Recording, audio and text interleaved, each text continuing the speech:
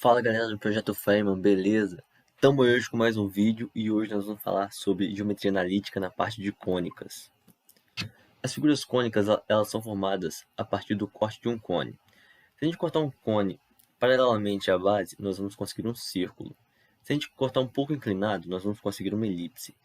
Se a gente cortar de modo paralelo à geratriz do cone, nós vamos conseguir uma parábola. Se a gente cortar um cone um pouco mais em pezinho, nós vamos conseguir uma hipérbole. A primeira figura de que nós vamos falar vai ser a elipse. Ela possui dois focos, e a distância entre os dois focos vale 2c, sendo que c é a distância de um foco até o centro da elipse. Essa é a equação que define a elipse. A soma das distâncias dos focos até qualquer ponto da circunferência é constante e vale 2a, sendo que esse mesmo 2a é a medida do eixo maior da elipse. Podemos perceber que há um triângulo retângulo que é formado pela metade do eixo maior, pela metade do eixo menor e pela metade da distância focal. E o teorema de Pitágoras, naturalmente, é aplicável aqui. Outro ponto importante da elipse é a excentricidade, a razão CA. Quanto mais próxima de 1 essa razão, mais a elipse será achatada, ao passo que, quanto mais próxima de 0, mais a elipse parecerá um círculo. A formação da equação da elipse admite dois casos. O primeiro caso é quando o centro da elipse coincide com a origem do plano cartesiano. Quando a elipse estiver deitada, ou seja, quando o eixo maior estiver contido no eixo x, nós vamos utilizar essa equação. X² sobre A² mais Y² sobre B² é igual a 1.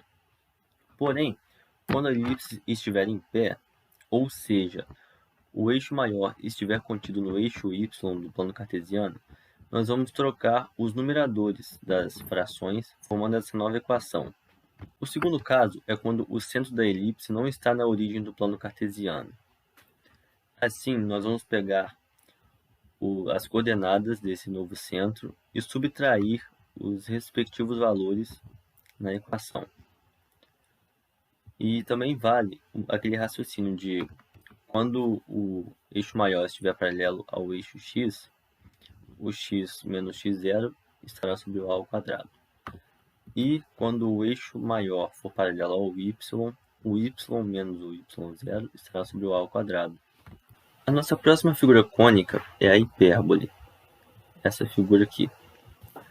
A distância focal também vale 2c, e a distância entre os vértices vale 2a. E esse eixo é chamado eixo real, em que nele estão contidos dois pontos, A1 e A2. A equação da hipérbole é basicamente a mesma da elipse, só que nós vamos subtrair agora as distâncias dos focos até os pontos. E esse valor também vai ser constante em módulo, sendo que esse valor 2a é a distância entre os dois vértices das hipérboles. A distância C com a distância A determinam essa distância B, que é metade do eixo imaginário. Além disso, esses três segmentos formam um triângulo retângulo. Daí a relação pitagórica, C² igual a A² mais B². A excentricidade da hipérbole é a razão entre o segmento C e o segmento A. Quanto mais próximo de 1 esse valor, mais a hipérbole será fechada, ao passo que, quanto mais tender ao infinito, mais a hipérbole será aberta. A equação reduzida da hipérbole é basicamente a mesma da elipse também, só que agora nós vamos subtrair as frações. Nós temos dois casos também. Quando nós tivermos o centro coincidindo com a origem do plano cartesiano, nós vamos utilizar essa equação. Quando a hipérbole, estiver em pé, nós vamos colocar o x² sobre o a² e o y² sobre o b². Porém, quando ela estiver deitada, nós vamos trocar os numeradores. Então, o y² vai ficar sobre o a² e o x² vai ficar sobre o b². Agora nós vamos para o caso onde o centro não coincide com a origem do plano cartesiano. Nesse caso, as coordenadas do centro da hipérbole vão subtrair o x e o y respectivamente. Assim, o x0 vai subtrair o x e o y0 vai subtrair o y.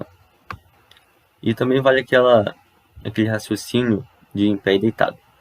Quando a hipérbole estiver em pé, ou seja, quando o eixo imaginário estiver paralelo ao eixo y, o x ao quadrado menos o x0 vai estar sobre o ao quadrado, e o y menos y0 ao quadrado vai estar sobre b ao quadrado.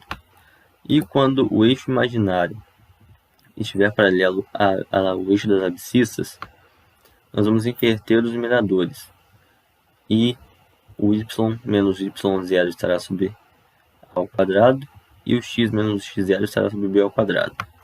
A nossa última figura é a parábola. Ela é a mesma figura formada pela equação de segundo grau.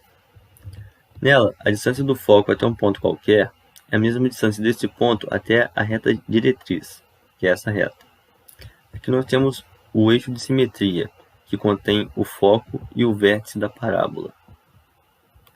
A distância entre o foco e o vértice é a mesma distância do vértice até a reta diretriz, e vale P sobre 2, em que P é a distância do foco até a reta diretriz.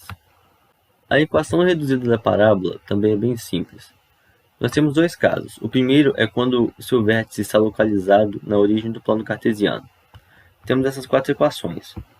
Quando a parábola está apontada para cima, nós vamos utilizar essa, x² igual a 2πy.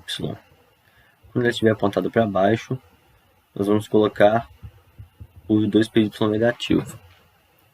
Quando ela estiver apontada para a direita, nós vamos trocar o x e o y de lugar, sendo que agora o y será ao quadrado e será igual a 2px. E quando ela estiver apontada para a esquerda, nós vamos colocar o 2px negativo. Quando o vértice da parábola não estiver localizado na origem do plano cartesiano, nós vamos simplesmente pegar as suas coordenadas e subtrair o x e o y respectivamente nas equações. Chegamos ao fim de mais um vídeo. Espero que você tenha gostado e te desejo bons estudos.